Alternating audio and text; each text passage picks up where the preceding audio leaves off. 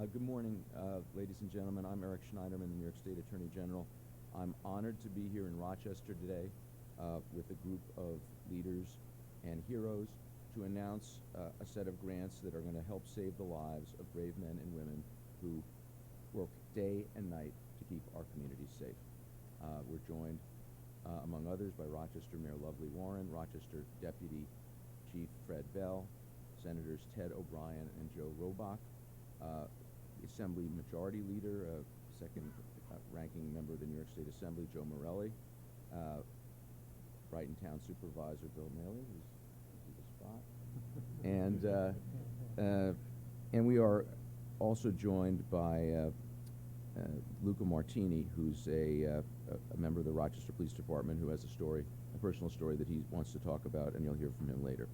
We're also joined by representatives from a number of other law enforcement agencies in the region, including the Monroe County Sheriff's Office, the police departments of Brighton, Fairport, Gates, Webster, and Ogden, as well as Mike Mazzio of the Rochester Police Benevolent Association.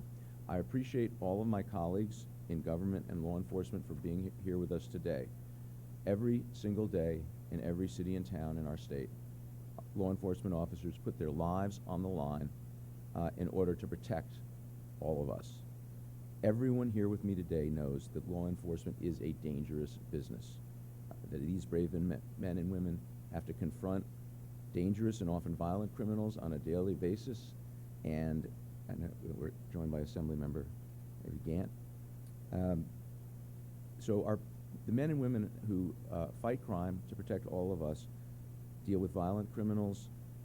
They run towards violent situations in order to enable the rest of us to flee, and we owe them all an enormous debt of gratitude. But people often praise the police while not doing everything they can do to help the police, and we owe them more than kind words. We owe them everything we can do, really, to ensure that they are as safe as possible while they guard the safety of all New Yorkers. That is why in June my office announced the inVEST partnership. We have dedicated $3.5 million in criminal and civil forfeiture funds to reimburse local law enforcement agencies for up to 50% of the cost of new or replacement bulletproof vests. Bulletproof vests are essential life-saving equipment for our law enforcement officers.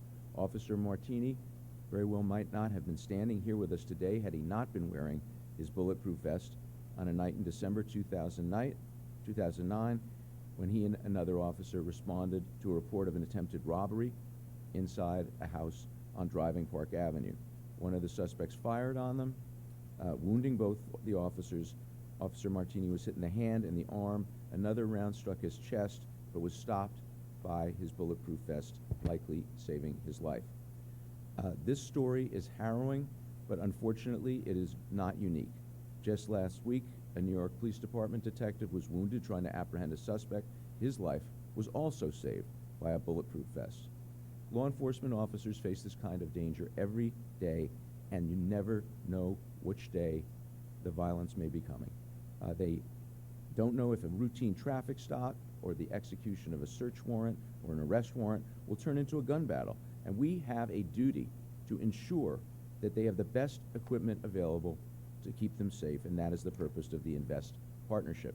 We opened the grant application process to our police departments and other law enforcement agencies on June 9th, and today we are announcing the first round of funding awards.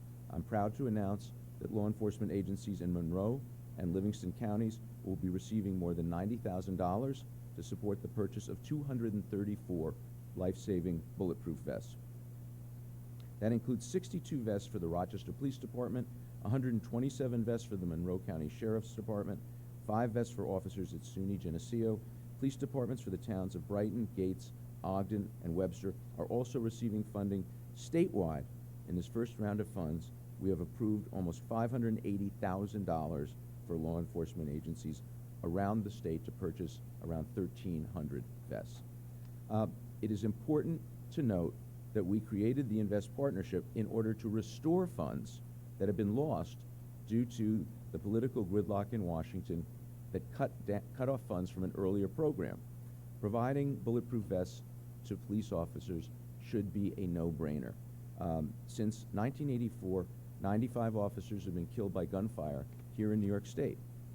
And the United States Congress passed a Bulletproof Vest Grant Act in 1998, providing up to 50% matching funds for state and local law enforcement agencies to buy bulletproof vests. New York State got approximately $25 million during the existence of this program to purchase over 212,000 bulletproof vests. They saved lives, they saved people from serious injury, but somehow our political process in Washington has become so broken that even this non-controversial program, which was started with broad bipartisan support, has fallen victim to the gridlock and dysfunction that plagues our nation's capital. Since 2010, New York State has seen federal funding for bulletproof vests fall by 81%. This is disgraceful and it's unacceptable, which is why we decided to use funds seized from criminals to replace the funds that have been denied by Congress. Today's announcement represents the first round of funding.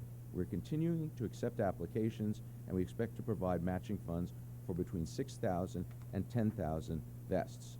I've also been in contact with folks in Washington and am hopeful that with some more pressure they will be able to restore funding for this essential program for police departments all around the United States. No vest offers 100% foolproof protection, but more than 3,000 law enforcement officers around the country, like Luca Martini, have been saved by ballistic body armor in the last 30 years. Our inVEST partnership will help ensure the same protection for the brave men and women who put on a badge and a uniform every day to keep our streets safe. And before we hear from some of my colleagues in government and law enforcement, let me just say a few words for our Spanish audience. Nuestros policías ponen su vida en peligro cada día por la seguridad de nuestras comunidades. Cada policía debe estar protegido con un chaleco antibalas. Mi oficina ayudará a cada departamento de policía del estado a proteger sus agentes con chalecos antibalas. And with that, I would like to introduce the mayor of the great city of Rochester, Mayor Lovely Warren.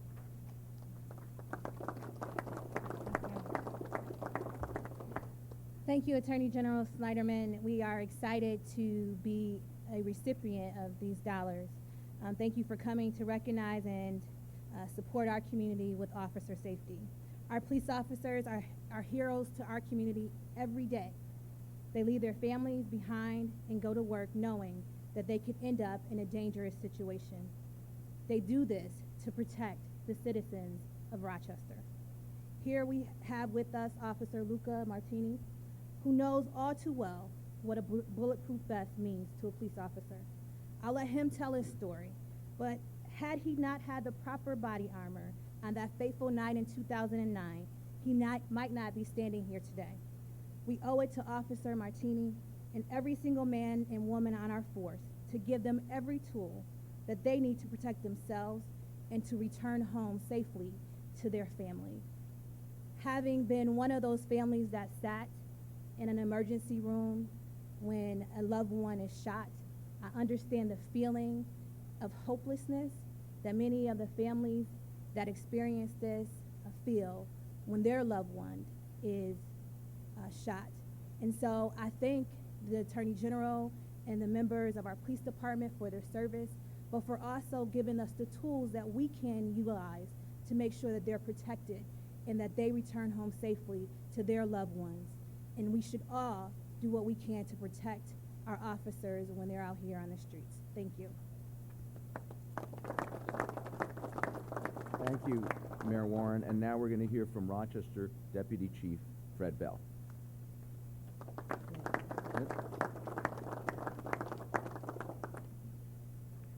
We've had a long-standing relationship with Attorney General Schneiderman. He's consistently proven himself to be a very good friend. On behalf of a grateful Rochester Police Department, I want to thank him for his continued support.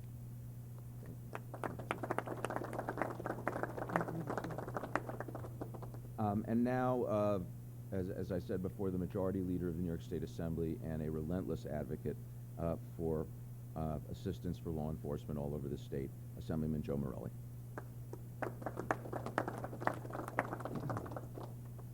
Let me first thank the Attorney General. This is, as the Attorney General has said, his intervention, his very creative intervention using forfeiture dollars, has helped a program which is stalled because of federal inaction. And I can't think of a better example of the creativity, of the drive, and of the forceful leadership that Eric Schneiderman has demonstrated as Attorney General. He's been a longtime friend and colleague, and I am delighted that he's here today. I'm delighted at the work he's doing. Last year, 33 police officers in the United States lost their lives in gunfire battles in the United States. It's almost an unimaginable number. And part of that, and we're blessed because Officer Martini didn't suffer that fate, but could have if the right equipment isn't in place. It'd be nice to think that in 2014 we wouldn't have any number. One is too many. And this program is not only creative, it uses significant amount of money, but the vests themselves are prohibitive for small police agencies and even large ones like the City of Rochester or the Sheriff's Department to invest in fully. And so this money is vital in terms of saving the lives of people who, for those of us who live our day-to-day lives, even those of us in government, I don't think can fully appreciate the incredible danger that men and women place themselves in when they step in to protect us, particularly in difficult times and places where there is too much gunfire, there's too many guns on our streets. The incredible courage and bravery it takes just to answer a call. And as the Attorney General points out, it doesn't have to be a call of domestic violence, or it doesn't have to be a call that there's gunfire somewhere in the streets. It could be answering the door to serve a warrant. It could be stopping someone for a traffic infraction. You just don't know in the incredible danger that these men and women are in. And this is one way that we can, in a very positive way, for large agencies and small, step in and take care of the people who need our protection, who deserve our protection, and who we have the greatest admiration and respect for. So again, thank you to the Attorney General for his great work here. Hopefully Washington will heed his leadership and follow his leadership and do the right thing. But I'm delighted that while they continue their inaction, that we have an Attorney General committed to the men and women who are protecting us. Thank you very much. Thank you. And now we're going to hear from a real hero, Luca Martini, of the Rochester Police Department. We're extremely fortunate to have him with us today. We're extremely grateful that he's here, and he's going to tell you a little more about his own personal experience of the importance of bulletproof vests.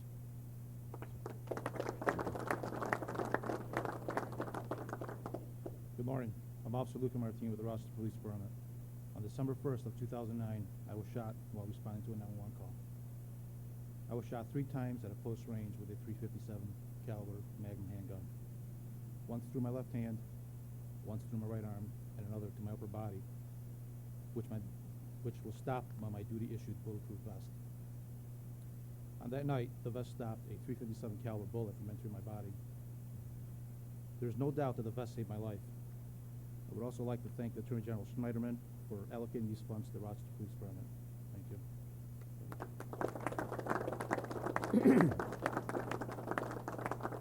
Thank you. Thank you, Officer Luca Martini's story tells you everything you need to know. Our police officers and our law enforcement officers protect us. We owe it to them to do everything possible we can to protect them. That's why we're here today, and we will continue this program to ensure that everyone who has the need for a bulletproof vest in New York State gets one. Thank you, and with that, we'll take some questions.